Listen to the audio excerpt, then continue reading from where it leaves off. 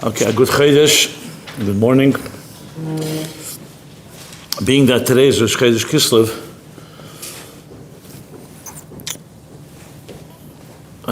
so I thought appropriate to talk about that. And then next week we'll continue with the Seder Shtalshalos series.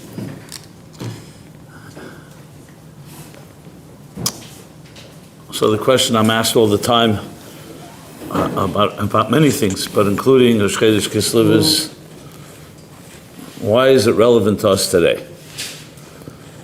Why should we care?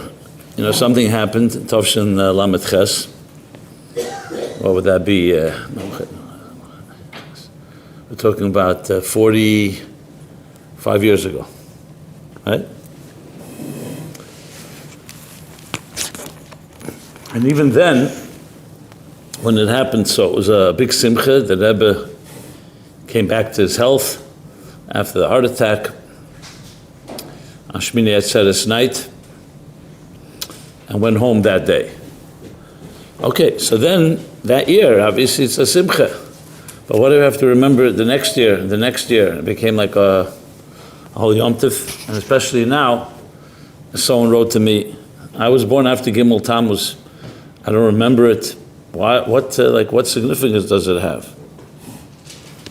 Now, Yutas Kislev, for example, you say the Alter Rebbe was in prison, and the deeper reason for that because there was a snagdus, there was a kitrug, a challenge in heaven against his approach of being Megala, revealing and teaching Chassidus to everybody. So Yutas Kislev was a vindication that the Alter Rebbe's approach was right, and the Baal Shem Tov and the Maggid agreed, told him he should continue, and even more so, and that became like the Rosh Hashanah of Chassidus. Yefutze Meinesecha Chutza, the main Yefutze Meinesecha Chutza began that. So in the Chanami, it started with a negative, an arrest, but the arrest signified something deeper. So can we say the same thing with Rosh Chodesh Kislev? The truth is, many Yom Tovim, Apitera, both Daraisa and Rabbanon, the Divrei Sofrim, also all were like that. Pesach began with a Golus, and it was Yitzias Mitzrayim. Same thing as Purim and Chanukah. So the mere fact that something was a negative is not enough reason not to make a Yom Tov. It depends what happens afterwards. In other words, it's not the fact just that we're saved. The question is the beginning of some new tkufa. So it would seem to imply that if Rosh Chodesh Kislev is indeed celebrated, it's not just remembering, like you may remember your grandfather came out of prison a certain day, so your family remembers it as like a commemorative thing, but it doesn't necessarily have some ruchnisdik significance. It's a personal hatzalah. So that's what I want to address a little more in depth. So the story everybody knows, or if not, I'll tell it. I'm a living witness. I was here. I was a bocher of 21 years old, Tovshin Lamed Ches. So I was at my prime time in 770. I was then already a chazer and a maniach. So I was like in the center of the hub of activity. And I remember it just like it is today. That first of all, Shmini Atzeres night by Thora Kofe, when the Rebbe, they were singing Chayol Yadinenu. I don't know if anybody knows that, but that was the first time they sang it in front of the Rebbe. And the Rebbe was was clapping along, as he did by all the Hakofas. And then suddenly, within a few minutes, maybe even less, within the Niggin, you could see the Rebbe's, those that were close up. Remember, 770 is big, but I stood very close. You could see the Rebbe's hands starting to slow down. Uncharacteristic, because the Rebbe B'derech Klal was very intense and very powerful. And here it slowed down to the point of almost like barely patch. And the Rebbe's face turned mamish white like a sheet, which was also very obvious for those, again, that were close. It was clearly that something was happening. So in the beginning, nobody wanted to go over to the Rebbe. These things, bichlal, you have to remember the Rebbe was like a nitzchi, leisha nisi, leish beisu, and you never saw any shift or change in anything. It's not like the Rebbe had a cold or had some other issue. The Rebbe was like a Mainam is Gaber that never ceased. Every Fabringen was, if it was a Fabringen 1:30, it was 1:30. It rained in the sukkah, it was a Fabringen. I mean, there was no seizing anything just because it was uncomfortable. So all this was like something that nobody ever saw, at least not the Chassidim. And then I'm not going to all the details already. The Shimis have written it up and just pointing out just what happened, the general points. So then Rabbi Groner went over to the Rebbe, and the Rebbe basically pushed everyone aside as if like it's nothing. But it was clearly not nothing. The Rebbe was, I guess, making an attempt. I do remember that before that and after that, the Rebbe was massaging his heart very intensely. That I saw. Not everybody saw it because the Rebbe did it in a very discreet way, but he was like turning here like this. I could see his hand under the kapota very intensely, which also was not something you ever saw. But we didn't put two and two together, didn't know exactly what's happening, obviously. Now finally a doctor went over and the Rebbe said he was tired. The Rebbe first did not want to sit down. Then I remember them starting to bring water, water, all these pitchers, there's kvarts, a purple one, a green one, a yellow one, was being passed toward the Rebbe. The Rebbe didn't touch anything, firstly, still eating in a sukkah then. And then the windows, luft. Remember the Rebbe's corner, which is Dreimis, what is it? Mizdach Dreimit, the southeast corner, no windows there. The doors are all on the other side of 770. So they started breaking the windows, luft, and that's when they started saying everybody should leave the shul. The shul started emptying out. I was all the way in the front, so I didn't really leave until the Rebbe left. And then it was clear, as I said, it was very obvious the Rebbe was not going to continue. And then the Rebbe walked very slowly down. We all know he walked through 770, he made one turn, and then went out up to his room. I followed, and I went upstairs. I saw the Rebbe go into his room, close the door. Just to give you my personal memory, I remember that Chana Gerari, the Rashag's wife, the Rebbe's sister-in-law, came downstairs. She knocked on the door. She called the Rebbe's name, and the Rebbe's second name. And the Rebbe opened the door, and he calmed her down. He said that, I think he said that he didn't sleep on Sukkot, so he's fatigued, he's tired. I think that was what he said. I didn't hear it, I just heard right afterwards. And she went back. Then a little while later, the Rebbetzin came. She went to the sukkah outside of 770, the Rebbe's sukkah. The Rebbe went out, made Kiddush, and then the Rebbe came back to his room, the Rebbetzin and others, and then doctors started coming. That's when they locked up 770, and we were all whisked outside. But it was all a matter of a lot of confusion, because there was no like official statement, or no one, the Rebbe didn't tell anyone even what's going on. So everybody didn't know what's happening. Is it just a minor thing? Is it major? The kids that night, some people went home, some people stayed, some went to the oil. The tefillahs began, and then all kinds of pull. Doctors kept coming. Many doctors left. They didn't want to stay if the Rebbe was not going to go to the hospital. The Rebbe insisted very clearly that he's not leaving here.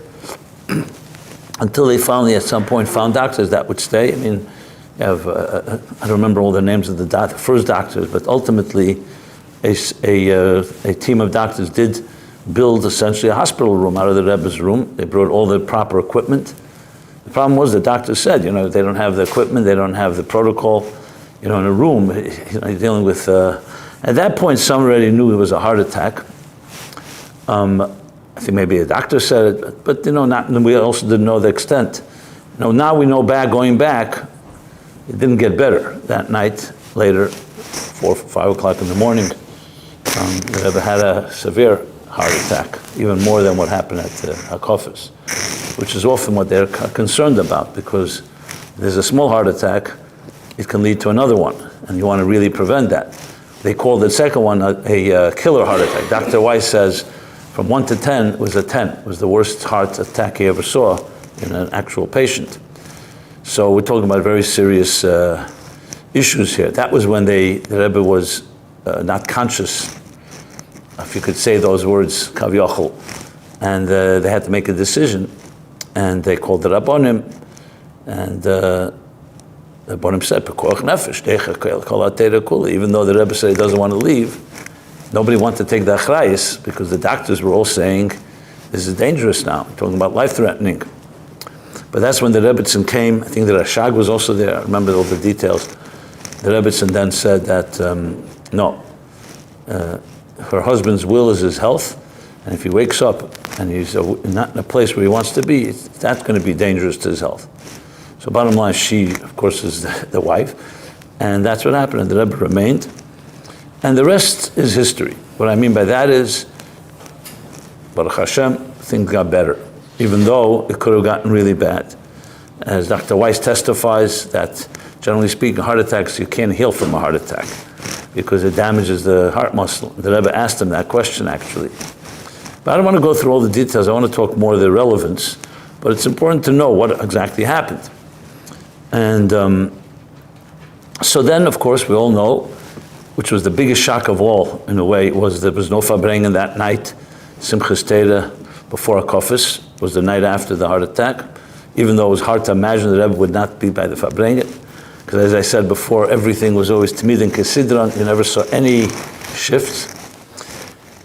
But there was no Farbrengen. And the seat of the Rebbe was there. Everyone gathered. The Rebbe gave a message to Rabbi Groner. And then Rabbi Yael explained it a bit. Basically, the message was that that when the seat is empty, it reminds you of the person. In other words, the heder, the helam, is only a step toward the deeper gili. The example with the needle, we all know the vacuum of the needle, as the Rebbe asked the doctors, what draws the blood, the vacuum or the needle? It's the vacuum, not the needle itself. In other words, the space, the emptiness, is what has the power to draw. That was the teichen that the helam brings to deeper gili. And Rabbi Yael explained, Shimtza b'shvil ha'gili, spoke a whole inyan achsidus. The Rebbe had said also then that simcha is for him a refuah. They should sing, shouldn't stop anything, hakofis. So you could imagine it was a mixture of tears and joy. People were singing extremely loud because they wanted to make sure the Rebbe hears it in the room. And it was a very lebedik simchas Torah with all the mixed feelings, as I said. I remember that night before Kofis, we go on the Talucha. So I went to one of the shuls in East Flatbush. The word had gotten out, everybody knew. How they knew, I'm not sure, but everybody knew about it. So everybody in the shuls were asking the Rebbe's matzav, etc. So we didn't know the details, but this was what was happening. Then the next night, the news came that the Rebbe was going to speak right after Havdalah, right after Ma'ariv and Havdalah. You can imagine 770 was packed. And it's hard to describe the emotions, because here the Rebbe is speaking, but not, you don't see him. So, right after, and everybody gathered, and the Rebbe spoke. It's all on recording today. You could hear the Rebbe's voice is lower than usual, but as soon as the Rebbe opened up and said, "Am ipnei sibes," he's been nicht zusammen begashmis, aber beruchnis, he's been zusammen, and you could even hear the Rebbe also. You could feel the emotion in his tone.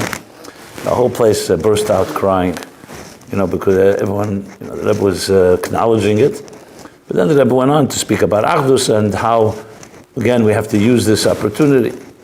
And the Rebbe was given 5 minutes. I think he ended up speaking 18 minutes. There was a maimer also interwoven right after, again, from things I knew what were going on. Right after the Sikha, the Rebbe gave notice to us that he wants we should prepare it. He wants to be Magiyah. So we worked all night. I remember I sat with Rabbi Yael. I helped him, and he did the main writing. And then in the morning, the Sikha was ready for the Rebbe. I don't remember exactly what time, but we did it, a Maimer and a Sikha. I mean, it was clear it was a Maimer, even though the Rebbe spoke about it in the signet of the Sikha, Kain Sikha, but Maimer, Yemesh Minat Seres.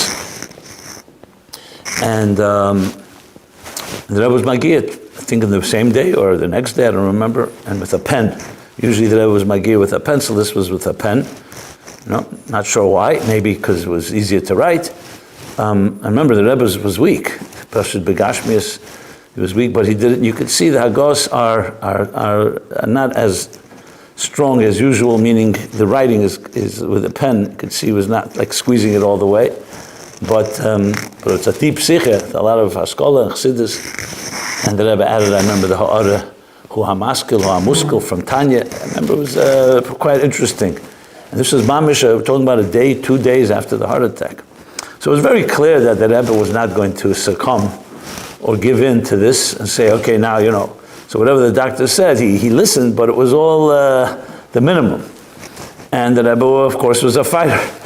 And he fought. And the weeks passed on. Every Motzei Shabbos was a Sikha. The Rebbe was Magiyah. Motzei Shabbos Bereshis, Motzei Shabbos Neach, Lech Lecha, Vayera, Chaysara. And after Motzei Shabbos Chaysara was the last one, the Rebbe was Magiyah, which was already going toward Kislev. And then came the news that Chodesh Kislev, the Rebbe is going to go home. So we already knew there were minyanim in the Rebbe's room. I'm not going through all the details. The bottom line is, as a living witness that was there, I saw it with my own eyes, mamish acheshech, and then a tremendous eir. So you could imagine, it was Thursday, I believe, Rosh Chodesh Kislev that year, that when the Rebbe went home, that night was such a, what should I say? It was even more than Simchas Torah. It was really something else. I don't think by Shabbos anybody was sober, really. Those that were probably, you have to know if anybody remembers, because, but it was something else. Now, it was obvious why. So, the Rebbe here was Mamash, by then everyone knew it was Mamash Sakonis Nefashis, and here the Rebbe went home. And not only went home, things got stronger and stronger. I remember the first Fabrengen downstairs, back in 770, Yutas Kislev. When the Rebbe came down, it was like a hush. You felt this like relief or unbelievable. It was a shorter Fabrengen than usual, but nevertheless, the Rebbe Fabrengen. At that point, 770 began a new matzav. This is something you never heard of probably. There was no more pushing. Usually everything is everyone was pushing. Yitzhak Kislev, everyone stood in their place. The next year, Rosh Hashanah, just for the record, Lamates, Rosh Hashanah, Yom Kippur, Sukkot, there was no pushing. It was the only time in 770 just stood. It was very surreal because Kav Yochel, you don't want to create heat and sweat, and then the Rebbe should be able to breathe easily. I don't know if it's gehalten or not, but bottom line, that's what happened that year. There was mamish no pushing. There were no bleachers built. Simchas Torah, everyone stood on the floor. I remember by Tkiyas, it was lacking that, the Rebbe blew Tkiyas and everything, but it was, it's the only time ever. By Tavshin Mem already, it went back to normal. But I remember even the bracha for the Bachrim, Erev Yom Kippur, which was Pasha Begashmis, everyone packing like sardines into the upstairs shul. Here, didn't want to create a situation. I remember Rabbi Grona said, look, you can't, the Rebbe is going to go into a room that mamish has no oxygen. Again, no one knew that that's going to do anything, but nobody wanted to take any risk. So we had to then, he said, let's make the bracha be downstairs in 770. The Bochum went to war against that, all of us, because this was the only yechidus we have with the Rebbe. Well, we're going to go into 770 with the Grubba Balabatim, etc., etc. No, with all respect to you today. The Bochum were always felt superior. So we came back. I remember we had Asifas upon Asifas. Finally, that's when we came up with the idea that the 23-year-olds would go into the first room, the 22-year-olds in the second room. If you're a chassan, you go in the first room, and everybody else out in the sukkah. And that stays till today. That was the seder. It was not so simple, because how do you enforce it? Someone says, I am about to turn 23, So we didn't have, it wasn't, but pretty much people respected it. And it worked. The cheder where the Rebbe walked in was, again, no pushing and so on. That was the sentiment, the feeling. Wanted to give the Rebbe. As I said, things changed after a while, as the Rebbe himself demonstrated that he wanted things back to normal, so to speak. So the Farbrengens continued Motzei Shabbos, but you could see the Rebbe preferred it to be on Shabbos. Whenever it was possible, I think it was Erev Shavuos was Shabbos. So it can be a Farbrengen Motzei Shabbos, because it's Yom Tov. So the Rebbe Farbrengen Shabbos Bamidbar Lameches or Lametes. That I don't remember for sure, but the Rebbe Farbrengen on Shabbos. Yom Tov he Farbrengen during Yom Tov, not Motzei Yom Tov. So it was clear that Rebbe was, by Tavshin Mem, I think the last Motzei Shabbos Farbrengen was Motzei Shabbos Shmois Tavshin Mem. After that, Va'era, yeah, I think Shmois Tavshin Mem. After that, the Rebbe went back to Shabbosim. I actually began the official Maniach that year, so I remember it. But bottom line is, so Chodesh Kislev represented that shift, Pi Halacha, when you Chezer Libriase, that's when you bench Gomel. I don't remember if the Rebbe bench Gomel or Chodesh Kislev. Maybe you have to wait later. I don't remember that. I don't know. You ever saw anything about that?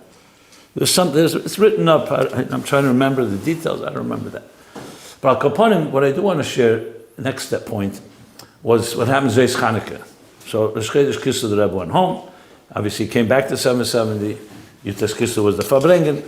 And the Rebbe started Farbrengen, as I said, Motzei Shabbos. Not every week, but that was when he Farbrengen. Where he Farbrengen Shabbos, he Farbrengen Motzei Shabbos. And the reason for that was simply to less exertion. He used a microphone. So there wasn't the need for, the Rebbe spoke on Shabbos. He exerted himself more. Anyway, came Zeis Chanukah, so this story also is known, but I think it's very important because it helps us understand, I think, the deeper effects here. Because as I said before with Yutas Kislev, a Rebbe is not just a private citizen. He's a Neshama Klolis, sent by the Eibishter. And everything that happens with him is also Lamaila and Lamata on all levels. So what was the need for all of this? What's the purpose of it all? Understand that an older man can have a heart attack. The Rebbe was, 676? But we understand there's deeper things going on here. So indeed, Rabbi Avram Hecht wrote to the Rebbe, I think a few days before Chanukah maybe, or maybe even on Zeis, I'm not sure when it was. He wrote to the Rebbe, what do we need all of this for? It's whole Agmas Nefesh. Now the Rebbe is getting better. What was the point of it all? And the Rebbe wrote back to him one line, Amar Mokim, Re'eh Hagdomas HaZayar. That's what the Rebbe wrote. I don't know if you've ever heard this, but you have to check out Hagdomas HaZayar, which is very, it's quite mind-blowing actually. I'll share with you in a moment more about that. So, Motzei Chanukah, the Rebbe called him Yankel Hecht. JJ, it was known as JJ, Rabbi Yankel Hecht. The Chashoy secret that he wants him to go by Mashke, by Challah, and etc. There's going to be a Farbrengen tonight, which is to be Mashlim, the Farbrengen that wasn't on Simchas Torah. Since Chanukah corresponds to Sukkot, the 8 days of Chanukah corresponds to the 8 days of Sukkot and Shmini Atzeres. So this was like a so-called a Mahashlama. So he's going to wash, the Rebbe is going to wash for Suda, as he would wash Yom Tov, and he's going to give out Kosher Bracha. So it was a Chiddush. Zeis Chanukah didn't generally do that.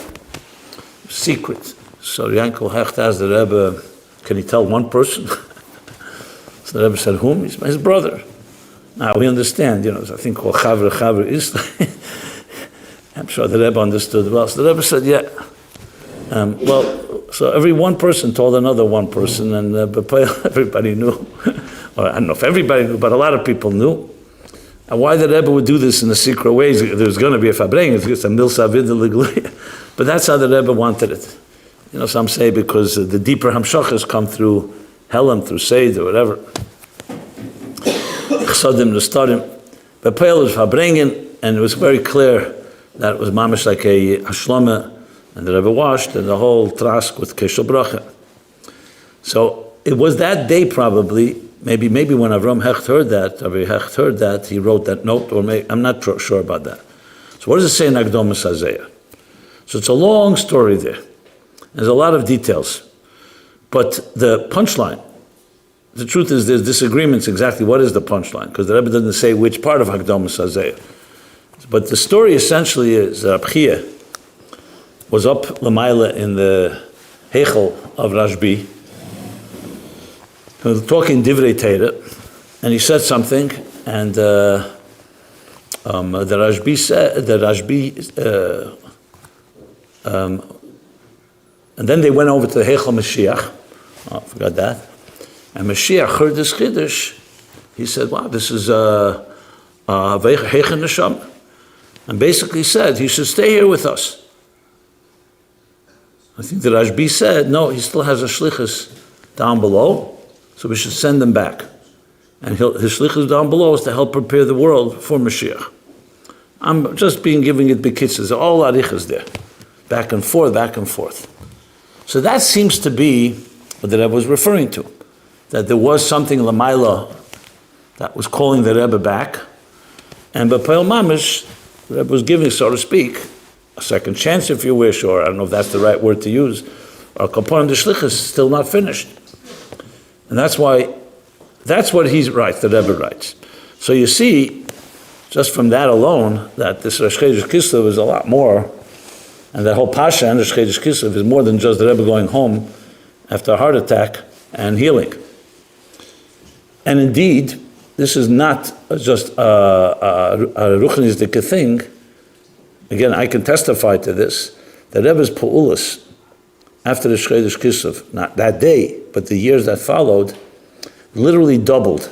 Pasha Begashmis. I'll just give you an example in the Sichas. A Fabrengen then, average, before Lamed Ches, was 130, 430, max, with a few exceptions. After Tavshim Mem, when the Rebbe started Fabrengen Shabbos again regularly, Fabrengen average 530, ended. Sometimes 6. It was rarely a Fabrengen until 4:30. So Pasha, the length of Fabrengens became, and just look if you look at the Sichas Kodesh, you look Hanochas till Lamed Tes, 2 volumes, 3 volumes. You get start going to Mem and Mem Aleph, 4 volumes, and there were Tavshim Mem Aleph is less man the Poli. The Rebbe started Fabrengen every week. It was Shnas Hakel, so the Rebbe started speaking every night Sukkos.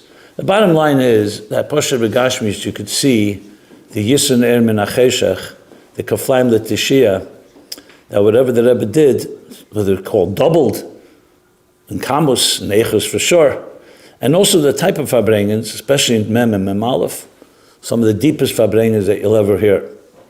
So it was very clear that the Rebbe was not sufficing with just going back to business as usual, so to speak, that there was going to be real shinuyim and real changes, and Lamal Yusuf. And we were talking about the Pasha Begashmis, the Rebbe was not younger in Tavshim Mem, Mem Aleph, and Mem Beis, and so on. So it was clearly that the Rebbe was taking the whole thing as being a siman, that he has to double and triple and intensify his pu'ulas. That was also the tkufa when the Rebbe started talking big about Shev Mitzvahs Bnei Neach, Kibush Ha'elam. The Rebbe's Bechlal scope widened. When I say widened, it was always wide, but I mean to say that Begoli, the Rebbe started speaking much more than just about reaching every Id. It was hundreds of pages, hours, hundreds of hours of sichas on Shev Mitzvahs Bnei Neach. And of course that led to the end of the Mems, and that have intensified about Mashiach and Geula. So Lamed Ches was not just a blip on the screen, it was a real watershed moment that you can say that it was changed the Tkufa from, so to speak, the Rebbe's first level of reaching out through Batei Chabad, Shluchim, Mivtzayim, which was the main focus till Lamed Ches, and started going to much broader, on a Welt level, on a world level. Of course, we know Kinnesh HaShluchim and the Kinnesh HaShluchim Meilami, that all were in the Mems, in addition to the Mivtzah Sefer Torah, and the Mivtzah Tzivus Hashem began. I mean, all the different things, and only accelerating to the Sichas that we know in the later Mems, whether Purim Mem Zayin or Chav Ches Nissen, and of course that whole that we're now, the Berurim are finished. So Lamed Ches was that shift started, you can say, then. I may have shared this, or maybe I haven't. in the famous Sikha Chayesara Nun Beis, Toshin Nun Beis, the Rebbe actually hints to it, more than hints to it. So Chayesara Toshin Nun Beis would be the last Sikha Le'esata the Rebbe spoke to the Shluchim, the opening of the Kinus HaShluchim in Nun Beis. So the famous Sikha, where the Vedas HaShlichus are geendigt, now you have to Efren de Egen, Kabbalah's Pnei Mashiach, the whole Sikha about Ma'uban, the Vedas HaShlichus. And there, the Kuntres was called then, because the Rebbe spoke on the Rashi, Shlachno Biyat Tishlach, which is when Moshe was told by Hashem to save the Eden, to take the Eden out of Mitzrayim, he said Shlachno Biyat Tishlach, which refers to Mashiach. So we called it, we suggested that name for the Kuntres, the Rebbe Masmaskim. In the Sikha, when the Rebbe was Magiyat, he wrote Biyat Tishlach, the Rebbe wrote Biyud Dalet Shona Mitishlach. Nun Beis is 14 years from Tavshin Lamed Ches. So the Rebbe was the first time we saw Mamish the Rebbe referring to Tavshin Lamed Ches. Biyad Yudal from Tishlach. Then, when I noticed that, I realized that 14 years before Lamed Ches was Chav Dalet, Tavshin Chav Dalet. This was more quiet, but the Rebbe had a minor heart attack then. So some knew, but most people didn't know. It wasn't as like Lamed Ches, that's why the Rebbe was kept more or less undercover, but people knew, Chav Dalet. So basically, Tavshin Yud to Chav Dalet is 14 years, Chav Dalet to Lamed Ches is 14 years, Lamed Ches to Nun Beis, and Nun Beis we know later was the stroke, is 14 years. So I'm not going to go to learn Pshat Lach, you can fabring about it if you have any Rosh Chodesh Kislev fabring it about this. What it means, is it the Daled Yodes, Yad, Chassidus talks about, is it other meanings? You know, I tried to go back before Tavshin Yud to see 14 years before Tavshin Yud, we'd be Tzadik Vov. Yeah, but I don't know, I didn't find anything that seemed to stand out like that. But something about it, but here the Rebbe clearly was Maram is Biyat Tishlach, Yud Dalet from Tishlach. So it was clear that the Rebbe was emphasizing that whatever happened to Tishlach, now 14 years later, ready for the Geula, for Mashiach. Similarly, if you mix that, if you bring that together with the Zohar, that the Rebbe Tzeichen, the Akdomet to Zohar, that the Rebbe Tzeichen to Rebbe Hecht, you see somewhat of a pattern here. And of course, then it's not such a pella, because then it is like Yutes Kislev in a way, because it is a Helam on the Rebbe, on Chassidus, and whatever would have happened, Rachmana Litzlan, and we come out of that and only became stronger. Like the Zohar says, that he has a shlichus to finish, to bring Mashiach and Gula. I'm not getting into what happened after Nun Beis and Gimel Tammuz, that will bring about another day. But taking all of that and into account, then when I think about Chodesh Kislev, then it's not just a day. The Rebbe also chose that day, as we know. The Rebbe, I think, even mentioned it's the Chodesh HaGeula. So we know that Chodesh Kislev is the month of course, of the month, besides Chanukah, the end of the month, which is also a Geula, Cheshach Ta'ir. We also have Yutes Kislev, and before that, Yud Tes and Yud Kislev, and Yudalet Kislev, the Rebbe's anniversary. So the Rebbe chose that day. So that day can be seen as the day when you start seeing, it's called the Gilui after the Helam. And in that sense, is Befedish relevant today, because we also have a Helam today. We have maybe even a deeper Helam, Gimel Tammuz, Chav Zayin Adar, Gimel Tammuz. But we also have Magdim Refuah L'Makkah. We also have the antidote, the response. That by the Rebbe there was no such thing as a Helam La'atzmeich B'chlal Chassidus. The concept of Tzimtzum is Hepach HaKavon, Hepach HaRatzon. It's always Tzimtzum B'Shvil HaGilui, which was the teichen of what the Rebbe gave over then, that Simchas Torah Lamed Ches. I also try to figure out after Nun Beis, what's the next 14. I don't know if I got very far, because I don't know, how to interpret things. I don't know where we are right now. How many? 14 from Nun Beis would be Samach Vov. It was Corona. Corona, okay. Samach Vov, and then Ayin Vov Pei. Yeah, right, Corona. Okay, so we're now in 3 years into the next. Yeah, these things, who knows, we can't know if we can interpret it. I just know what the facts that the Rebbe wrote Biyat Tishla, that I can tell you for sure. And you look in the Sikha, at the end of the Sikha, you could see Biyat Tishla, Biyad Metishlach or something like that. I don't remember the exact lashon. But everything is Negei Lepeil. So as someone, I lived through it. All of you were born afterwards, I'm assuming, right? You too? Oh, good. To Zikni Hanash. But the point is that there's you have to say there's a lesson, or else we're not just, as I said, Hayom El Niskarim V'Nasim. We're not just remembering events from 45 years ago. It's also a Tkufa 45, Memhei Shana. But the lesson, I think, is extremely clear. It's firstly that there's no such thing as a Helam, just a Helam. Everything is meant to be a catalyst to catapult us and propel us to higher levels. We see Pasha the Rebbe as a Dugma Chaya, Pasha Begashmis, you saw it. It was amazing to see. You know, I don't know what keiches the Rebbe had. I mean, I know the Rebbe had deep keiches. I don't know what kind of keiches it took for the Rebbe to exert himself that way, but he did, and it was pretty seamless. No one felt it was like the Rebbe pressuring himself. That's why I said everything went back to normal. The pushing went back. All that thing about luft and then oxygen never came up again. And the Rebbe was going stronger as ever. So at Pasha Begashmis, the lesson is that, you know, most people at age 76 have a heart attack. You know, they start slowing down. And here was the exact opposite. I'll share a story with my father. I actually heard it from my brother-in-law a few months ago. I never knew the story before. So, as you also know, things changed, but not necessarily because of health. It changed because the Elam was so big. So Yechidison came Yechidus Klolis, and the giving out of matzah or lekach, ones the Rebbe would give to everyone. So later in Mem Vov, the Rebbe started dollars, which was where everybody can go over. But there was a tkufa that there was no more that individual going over to the Rebbe. I mean, there was, but the tankisten by Fabrengen, the Rebbe would give dollars. But so Erev Pesach, the Rebbe would give, in those years, the Mems, the Rebbe would give the matzah to the Kel Yungalite. And the Rebbe would give each one a pekel or a few peklach, and they would give it out to the Elam. I remember in 770, they would set up upstairs, up there on the bima, and everyone would go by to get matzah. So they were the shluchim. There were a few yechidim that did get matzah straight from the Rebbe. One of them was my father. He had the schus.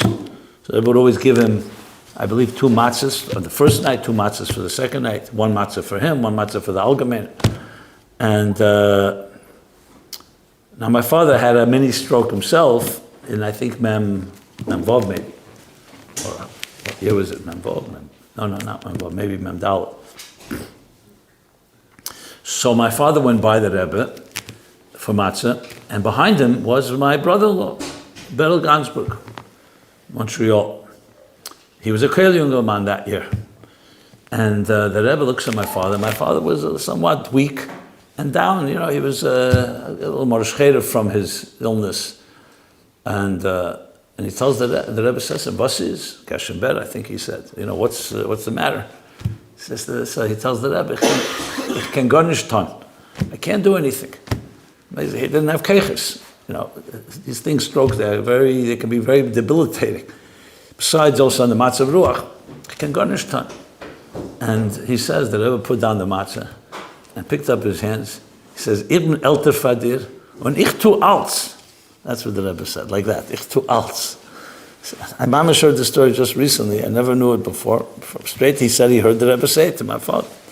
So here you have, from elter fareich, you know, I'm older than you and I do everything. So, and as I said, we saw it. So I think that's a lesson. You know, I talk to people in their 20s and their 30s, and they tell me they're already going through a midlife crisis. And this one is already schwach, you know, he's not as strong as he used to be, etc. I'm talking about 20, 30-year-olds. I hope none of you feel that way. You know, already aging and retiring. There's a guy that just finished yeshiva, he's a bach, he tells me he wants to retire. You know, I said, okay, fine. I said, what are you going to do? You know, move to Miami and play golf, and then what? And go to the beach. So, even on a Pashat Baal Batasha level, you learn from the Rebbe there's no such thing. Adam la'am li'avalad.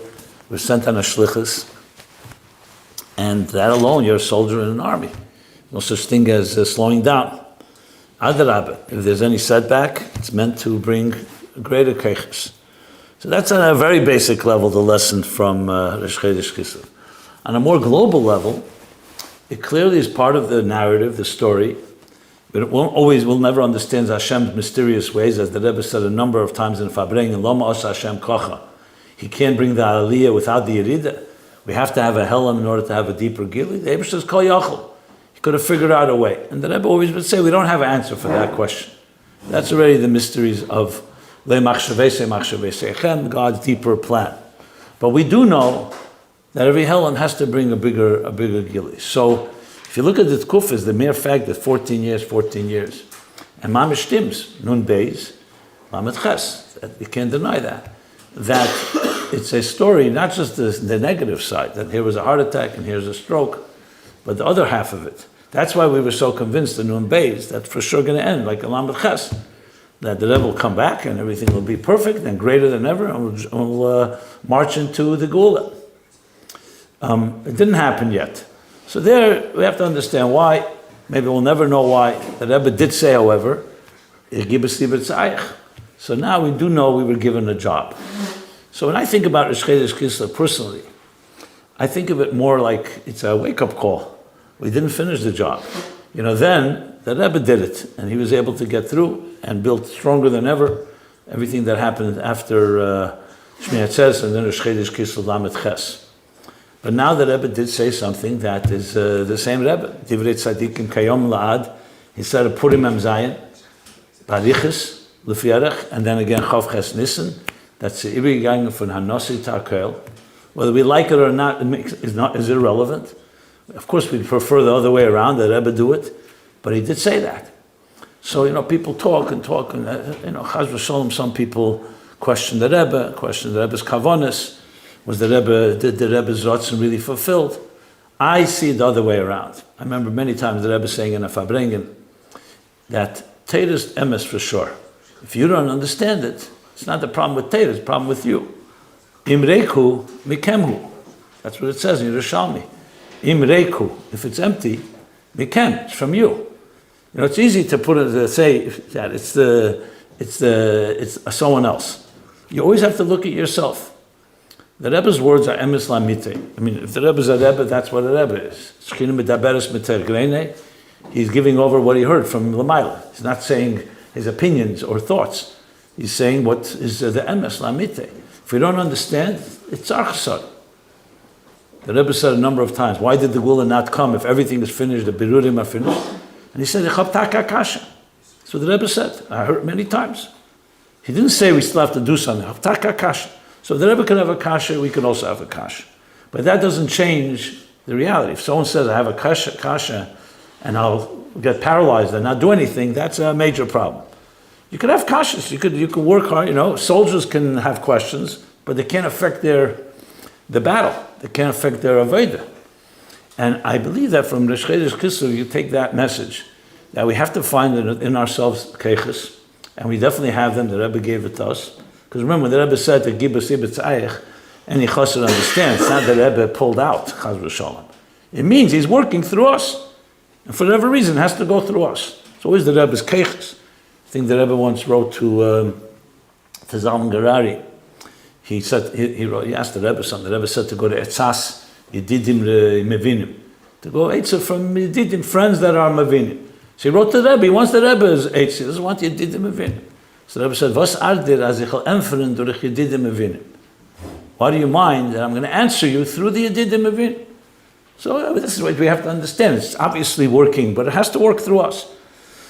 Is it more difficult? Yeah, because if the Rebbe did it, it would be a lot easier. We could, I'm not saying go to sleep, but we don't have to put so much pressure on ourselves. So for me, Rosh Chodesh Kislev is Befedish pressure day. That now you have to do something. And the fact that the 28 years since Gimel Tammuz should not perturb in the sense, say, if 28 years passed, what's going to happen now? You know what? What do they say? Insanity is saying that you do the same thing and you expect different results. You have to do something different. And that's where we have to, I think, have cheshbon hanefesh on a day like this, look inside our soul search and look a little, what are you doing? What are you doing different? And I say different, the Rebbe said, derech yeshara. I'm not talking about different, there's no chaz v'shalom new drachim. But there's echus, and there's more intensity and more urgency, reaching more Yidden, reaching Yosananid. Yeah, we have to always look every day how we could, that's what the Rebbe did, every day to find something that was not done before. Because if you want something new, you have to do something new. I know some people say, well, we're doing everything right. The Rebbe never said that. The Rebbe said, do. Every day we say, B'chol Moedecha.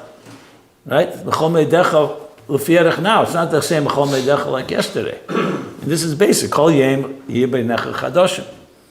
So everybody, in my opinion, this is what I think Rosh Chodesh Kislev is. A wake-up call of what you do when there's a Helam. And with the kavanah knowing that has to bring a tremendously new gili. And it's connected to Mashiach and Gula, like the story in Zohar, Hagdom of Zohar.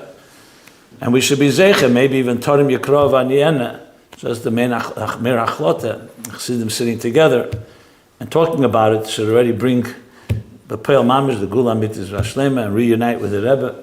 Chodesh Kislev is a great time for that. So this should be the Aschalta the Gula and the Gula Mamish with Mashiach Tzidkenu, and it should be immediate. L'chaim. Everyone have a good Chodesh and a good Chodesh Kislev, a good Yontif, and the whole month of Geula, again to the Geula Amitis Vashlema.